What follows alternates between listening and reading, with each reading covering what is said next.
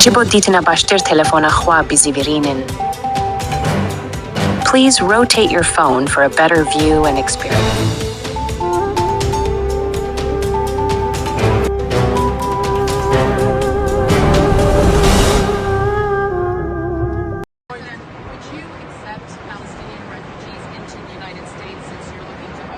I'd have to look. I think it's a very far distance for them to travel, but I'd have to look at individual cases.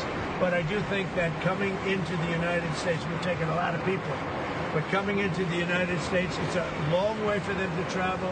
They're far away from their families and their friends and everything else. I think they'd be very happy staying in the general area with in a place that was safe, where they could be safe and lead a good life. They don't want to go back to Gaza. As I said, I've said it a lot. They only go back because they have no alternative. They don't want to go back to Gaza. So we'll see.